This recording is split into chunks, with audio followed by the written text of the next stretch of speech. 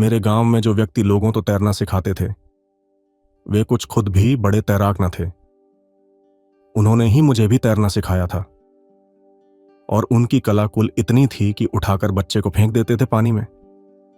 उन्होंने मुझे भी फेंक दिया था, लेकिन वे किनारे पर खड़े हैं इसीलिए कोई डर न था। हाथ पैर फड़फड़ा कर मैं वापस आ गया। उन्होंने दोबारा फेंका, आस्था बढ़ती गई। वे कभी पानी में उतरे नहीं, कभी उन्होंने मुझे हाथ पकड़कर सिखाया नहीं, सिर्फ किनारे से मुझे पानी में फेंका। लेकिन घबराहट में डुबकी खाने में आदमी भागता है वापस किनारे की तरफ, पर वे खड़े हैं, जरूरत होगी तो बचा लेंगे। वे खड़े हैं इसलिए कोई चिंता नहीं। उन्होंने सैकड़ों बच्चों को तैरना सिखाया, बहुत छोटे छोटे बच्चों को तैरना सिखाया, और कभी वे नीचे उतरकर किसी को सिखाने नहीं गए। वे किनारे पर बैठे रहते, अपना कपड़ा धोते रहते या मालिश करते रहते शरीर की, और उठाकर बच्चे को फेंक देते और देखते रहते कि बच्चा आ रहा है। बस इतना भरोसा कि कोई बचाने को मौजूद है काफी है। श्रद्धा भीतर जन्म जाए तो गुरु की कृपा तो सदा मौजूद है। कृपा और श्रद्धा का मिलन हो जाए तो क्रांति की चिंगारी पैदा हो जाती है। असंभव क्रांति भी घटती है। इसलिए मैं असंभव कहता हूं तो यह मत समझना कि संभव नहीं है। असंभव कहता हूं सिर्फ इसलिए अति दूभर है, अति कठिन है, करीब करीब असंभव है। घटती तो है, असंभव भी घटता है, असंभव भी संभव है। गुरु कृपाल कृपा जब किन्हीं, हृदय कंवल विगासा। भागा भ्रम दसों दिशा सूझा।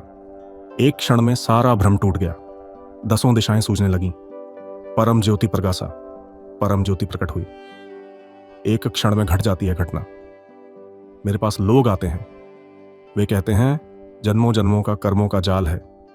आप कहते हैं एक क्षण में घट जाती है घटना, यह कैसे घटेगा? पाप पुण्य जो किए हैं उनका क्या होगा? वे सब तुमने सपने में किए हैं, वे सब तुमने बेहोशी में किए हैं। उसकी कोई जिम्मेवारी तुम पर नहीं है। एक आदमी शराब पीकर किसी को मार दे, अदालत भी क्षमा कर देती है। एक आदमी पागल हो, पत्थर फेंक कर किसी की खिड़की तोड़ दे, अदालत भी माफ कर देती है। छोटा बच्चा चोरी कर ले, अदालत क्षमा कर देती है। बेहोश का भी कोई दायित्व है, और परमात्मा बेहोश को क्षमा न करे तो अन्याय हो जाए। मैं तुमसे कहता हूं कि कोई कर्म बाधा नहीं है। एक क्षण में तुम जाग सकते हो। तुम यह मत कहो कि मैं रात भर सोया रहा, तो एक क्षण में तुम मुझे उठाओगे कैसे? रात भर सोया रहा तो उठाने में इतना ही तो वक्त लगेगा जितना मैं सोया रहा।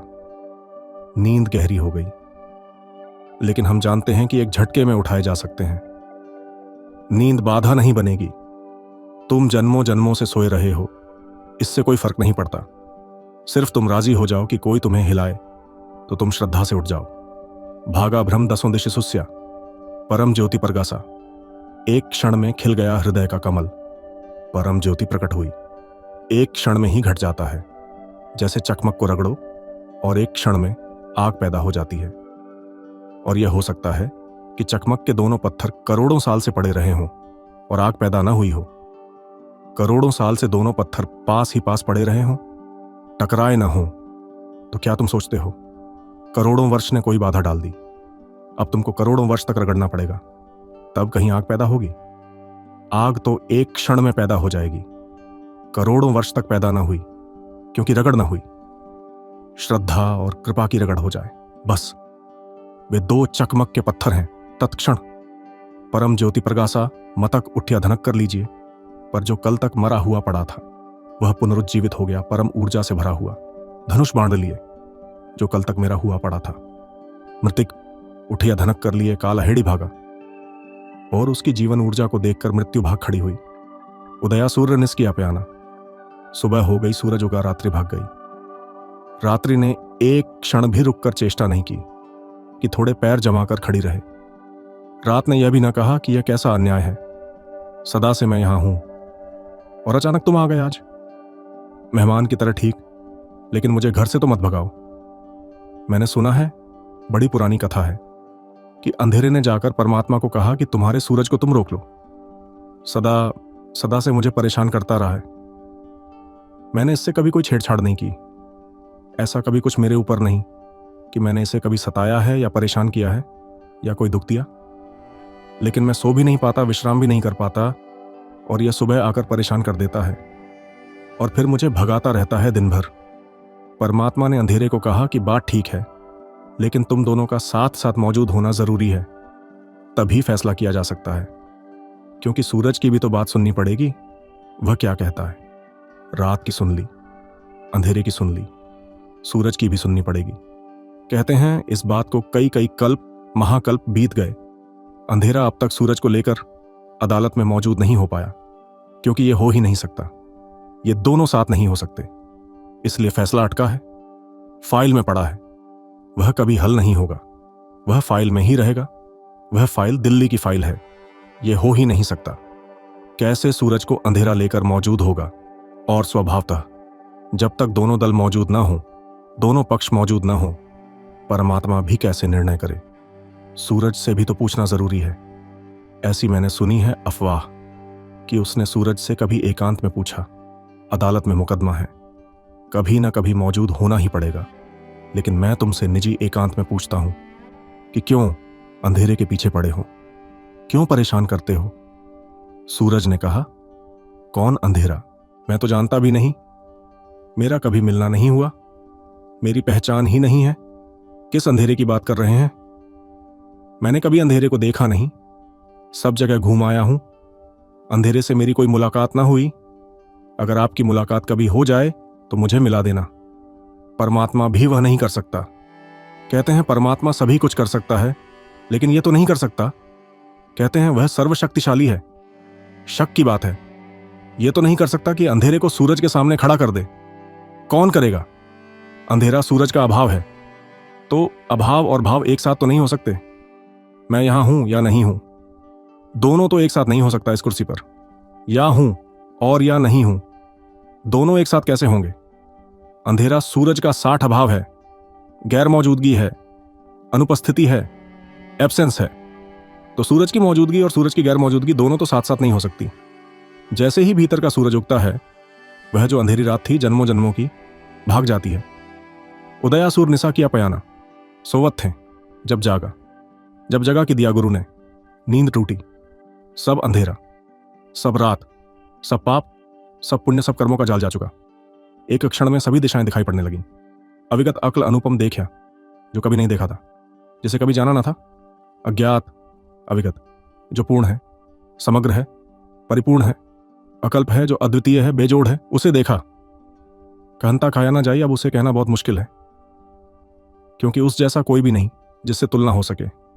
तुमको अगर मैं कहूं गुलाब के फूल के संबंध में कुछ, हो सकता है तुमने गुलाब का फूल ना देखा हो, तो मैं किसी और फूल की तुलना कर सकता हूं। लेकिन तुमने फूल ही ना देखे हो, तो फिर गुलाब के फूल को समझाना मुश्किल है। हो सकता है तुमने कभी शक्कर ना चखी हो, लेकिन गुड़ छका हो, तो समझाया जा सकता है कि शक्कर गुड़ का ही शुद्धतम रूप है। लेकिन तुमने मिठास ही ना जानी हो, न शक्कर, न गुड़, न मधु, तुमने मिठास ही ना जानी हो, तो फिर समझाना मुश्किल है। परमात्मा अकेला है, जिन्होंने जाना जाना और नहीं जाना नहीं जाना, दोनों के बीच सब सेतु टूट जाते हैं। भाषा काम नहीं आती, किस ढंग से समझाएं। कोई उपमा काम नहीं करती, कोई प्रतीक सार्थक नहीं मालूम होता। अविगत अकल अनुपम देखा, कहता कहिया ना जाए। सैन करे मन ही मन रहस्य, गूंगे जान मिठाई। गूंगे ने मिठाई खा ली है, हाथ से सैन करता है, मन ही मन स्वाद लेता है। हाथ का इशारा करता है कि गजब की चीज है, लेकिन सैन से कहीं मिठास का पता चलता है। सभी संत सैन करते रहे हैं, इशारा करते हैं, भीतर स्वाद भरा है, सब तरफ से तुम्हें समझाते हैं, हर तरह से उपाय करते हैं कि किसी तरह बात तुम तक पहुंचकर तुम्हारे कान में पड़ जाए, क्योंकि तुम भी तड़फ रहे हो उसी प्यास के लिए। वही पानी तुम्हें भी चाहिए, और पानी किसी को मिल गया हो, वह इशारे करता है, गूंगे के इशारे। स्वाद भीतर भरा है, तृप्ति भरपूर है, आकंठ पूरा हो गया है। लेकिन कैसे तुमसे कहे, सैन कर करे मन ही मन रहस्य, लेकिन जो है वह तो भीतर रह जाता है। सैन में पहुंच नहीं पाता, उंगली में आ नहीं पाता स्वाद, अनुभव उंगली में उतर ही नहीं पाता है। गूंगे जान मिठाई, पहुब बिना एक तरुवर फलिया, बिन करतूर बजाया, बिना फूल के एक वृक्ष में फल आ गए हैं। ये बड़ा रहस्यपूर्ण वचन है, इनको कबीर की उलट बांसियां कहा गया है। ये कबीर के अनूठे शब्द हैं। इन शब्दों के द्वारा कबीर ने यह कहने की कोशिश की जो मैं थोड़ी देर पहले तुमसे कह रहा था कि उस परमात्मा का अनुभव अकारण है, तुम्हारे किसी उपाय से नहीं घटता। कार्य कारण की श्रृंखला टूट जाती है। पहुब बिना एक तरुवर फलिया, बिना फूल के किसी वृक्ष में फल नहीं लग सकते, क्योंकि फूल पहली अवस्था है, फिर फूल ही तो फूल में रूपांतरित होता है। फूल कारण है, फल कार्य है। पहुब बिना एक तरुवर फलिया। कबीर कह रहे हैं यहां सब उल्टा हो गया है मामला, यहां बांसुरी उल्टी बज रही है, यहां मैंने कुछ किया नहीं और सब कुछ हो गया है। कारण था नहीं और कार्य हो गया है। फूल लगे ही हनी और फल आ गया है। पहुब बिना एक तरुवर फलिया, बिनकर तूर बजाया। अब कोई तुरही बजाए तो हाथ तो हैं ही नहीं जिनमें मैं तुरही को पकड़ लूं। मेरे कारण नहीं हो रहा है, मेरे हाथों से नहीं हो रहा है, हो रहा है। मैं ज्यादा से ज्यादा साक्षी हूं, करता नहीं हूं। नारी बिना नीर घट भरिया। समझ में आता है कि नारी एक घट लेकर जाती है, भरती पानी, डुबाती घड़े को पानी में, लेकिन नारी तो चाहिए। कबीर कहते हैं यहां मैं बड़ी अनघट घटना देख रहा हूं। नारी तो दिखाई नहीं पड़ती, भरने वाला तो दिखाई नहीं पड़ता और घट भर गया है। कर्ता दिखाई नहीं पड़ता और घटना घट गई है। सहज समाधि सुख में रही वो, कौटिकल्प विश्राम। जब बिना कर्ता के समाधि फलित हो जाती है तब सहज समाधि, जब तुम्हारे बिना के हो जाती है। नारी निभा नीर घट भरिया। सहज रूप सो पाया अब उसे पा लिया, जो सिर्फ सहज रूप से ही मिलता है, क्योंकि वह मिला ही हुआ है। उसे पाने के लिए कुछ भी करना नहीं है, करने की भ्रांति छोड़ देनी है। कर्ता को थोड़ा शांत करना है, बस इतना ही करना है। कर्ता को कहना है ज्यादा मत कर, बैठे। तेरे करने से उपद्रव हो रहा है, कर ही मत तू विश्राम कर। थोड़ी देर बिना किए रह जाना है, और जो व्यक्ति भी बिना किए रह जाता है उसके जीवन में सहज समाधि फलित होने लगती है। अकर्म ध्यान है, अक्रिया ध्यान है, कुछ न करने की अवस्था को उपलब्ध कर लेना ध्यान है। फिर वर्षा शुरू हो जाती है। मेघ तो घिरे ही थे, आषाढ़ तो सदा से ही था, एक क्षण को भी वे गए न थे। तुम प्यासे थे तो अपने कर्ता के कारण, अहंकार के कारण तुम करने में लगे थे। तुम परमात्मा के सामने दिखाने में लगे थे कि मैं करके दिखा दूंगा। वहीं भूल हो गई थी। छोड़ो कर्तापन, अकर्तापन से राजी हो जाओ। देखत कांच भया तन कंचन, और कल तक जो शरीर कांच का था इस परम प्रकाश में अचानक स्वर्ण का हो गया। अनघट घटने लगा। बिना बाणी मन माना, और किसी ने समझाया ना, किसी ने सांत्वना न दी, किसी ने संतोष न बंधाया, किसी ने तर्क विचार न किया, और मन मान गया।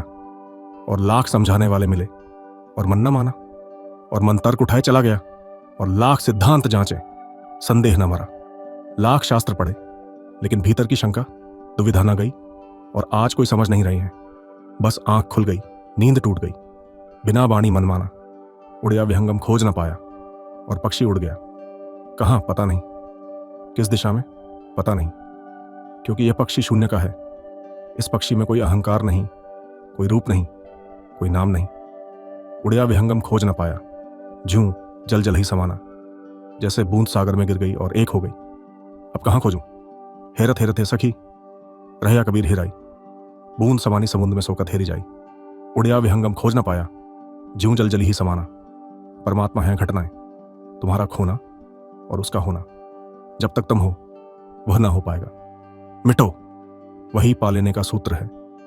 उड़या विहंगम खोज न पाया, ज्यों जल जल ही समाना। पूज्या देव बहुरी नहीं पूजा, बहुत पूजे देवता। मंदिर मस्जिद गुरुद्वारे अब नहीं, अब उसकी पूजा तो पूज्य और पुजारी दोनों एक हो गए। नहाए उदिक न जाऊं, बहुत तीर्थ यात्राएं की, बहुत स्नान किए गंगाओं में। अब कोई जरूरत ना रही, परम स्नान हो गया, परम तीर्थ मिल गया। भागा भ्रम ये कहीं कहता, सारा भ्रम सारा अज्ञान सारी माया भागी, ये कहते हुए आए बहुरी ना आऊं, बहुत आए हम तेरे पास, अब न आएंगे। भागा भ्रम ये कहीं खंगता, आए बहुरी ना आऊं, अब न आएंगे। बात खत्म हो गई, भ्रम भाग गया, ये कहते हुए कि अब न लौटूंगा। बुद्ध को ज्ञान हुआ। बुद्ध ने जो पहले वचन कहे वे ये थे। कहा अपने अज्ञान से, कहां अपनी वासनाओं से, कहां अपने वासना के मूल काम से, कि अब तू विश्राम कर सकता है, अब तुझे दोबारा आने की जरूरत नहीं।